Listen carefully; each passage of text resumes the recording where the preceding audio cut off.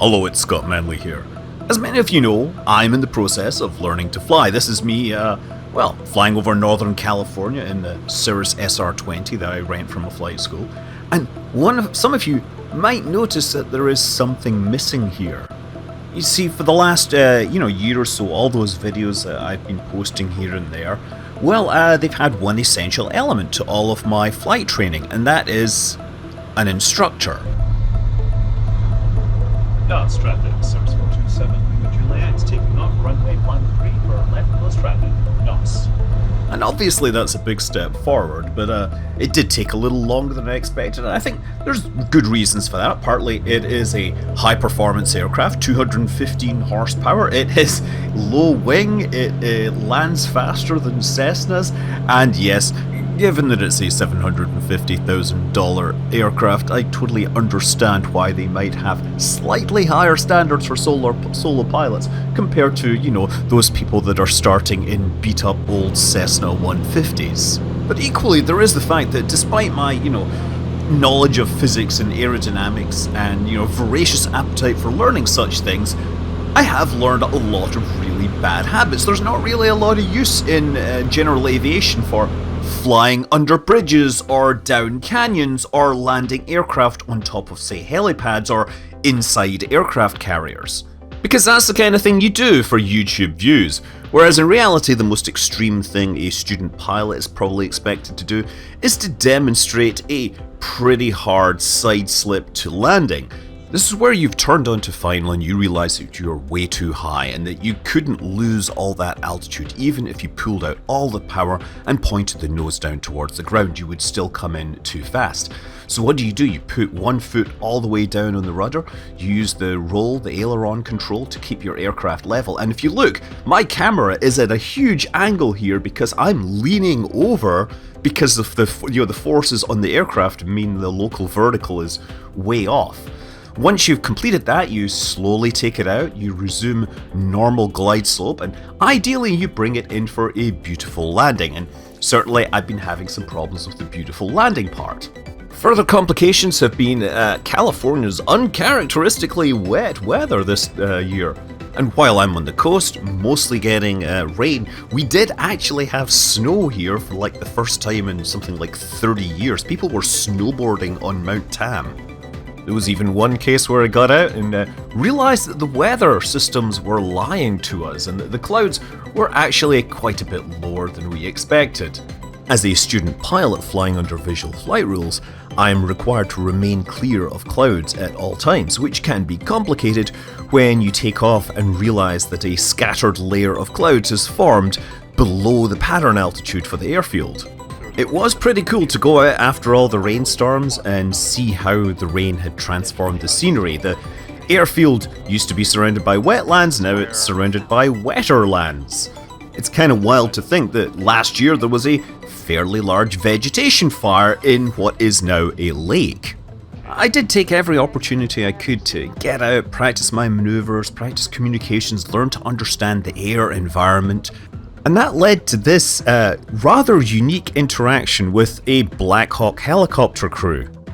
Stop traffic, Jelly 906, well clear to the east, and did I hear Scott Manley in the pattern? Hey! Hello, it's Scott Manley here. Hello, huge fan. Thank you. Scott, that was a big deal. Tell him to come back.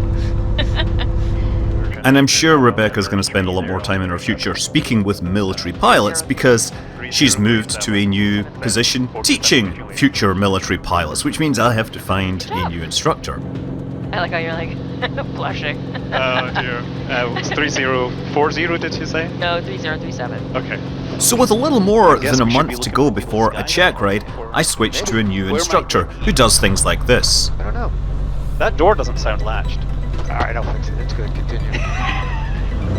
And this takeoff is actually sort of the subject of this video. Right? I talked about a phantom plane, we're not talking about phantom jet, but when I began the takeoff here, first thing of course I did was I checked the traffic.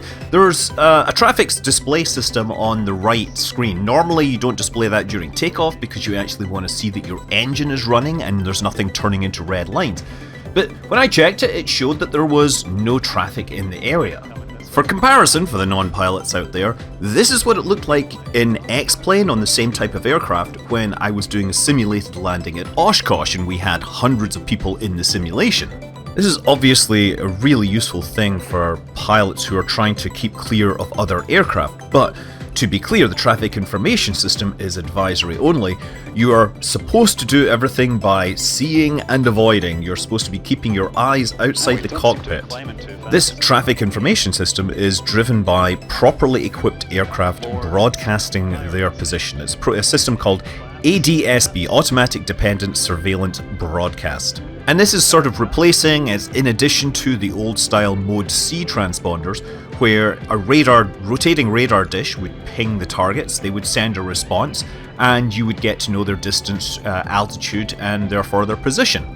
So right about now, if you look at my right display there, you can see a white dot appearing in front of me, and that is suddenly a trace of another aircraft. And then it flashes yellow as we get a traffic alert telling me that we're going head on towards a target. I've got them in sight at this point. I know that my turn is going to be safe, but it was bizarre that it came out of nowhere. It looked like a small, Diamond DA4 or something with a T-tail. You can catch a glimpse out the corner here. There's a replay. Look for the white object moving against the landscape there. It probably passed about 1,000 feet off my left wing, not a big deal.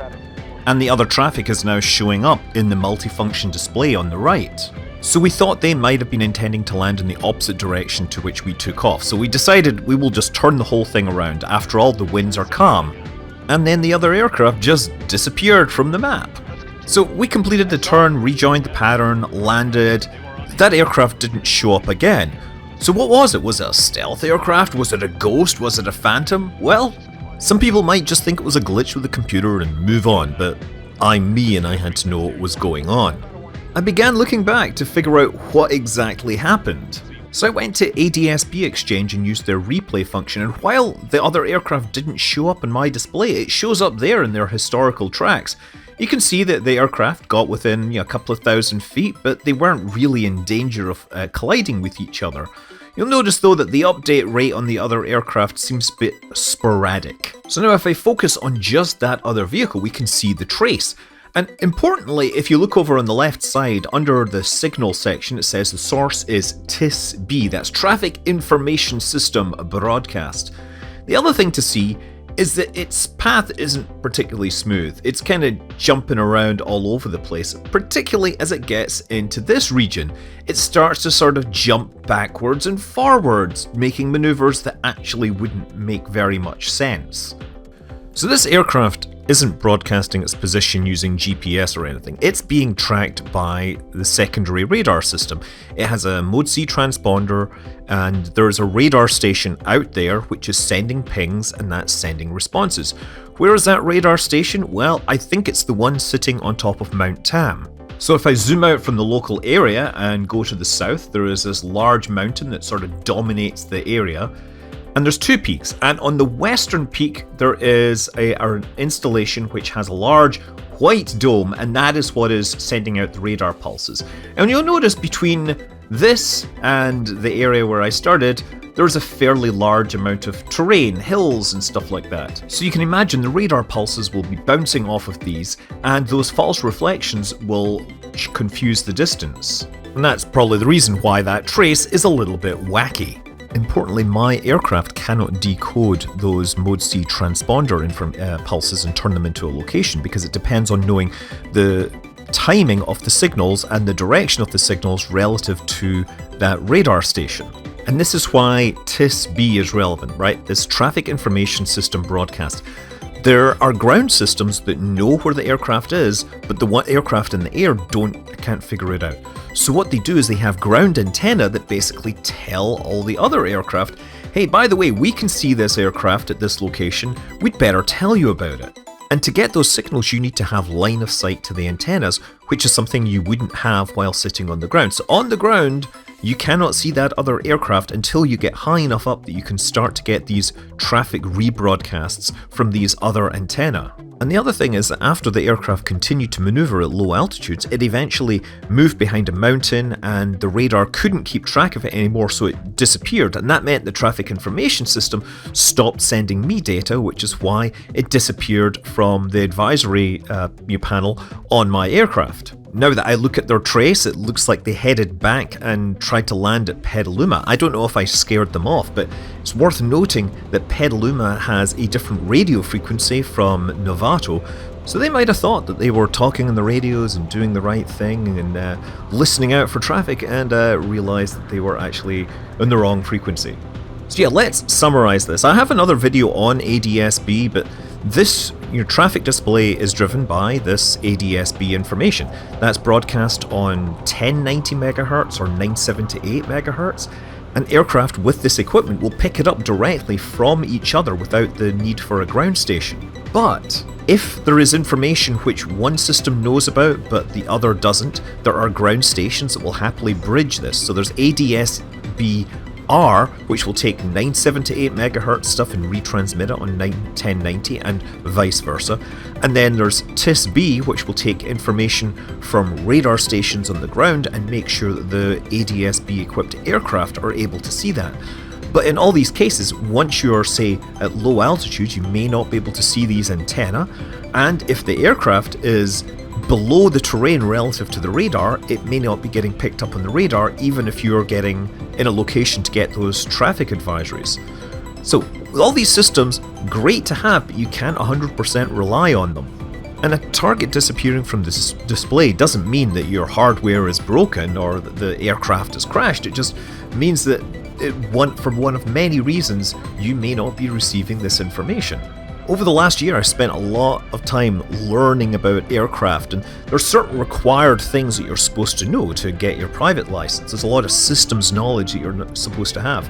Funnily enough, the systems knowledge about how these transponders and everything work isn't actually required, but I think it's fascinating to learn about either way. I'm Scott Manley. Fly safe.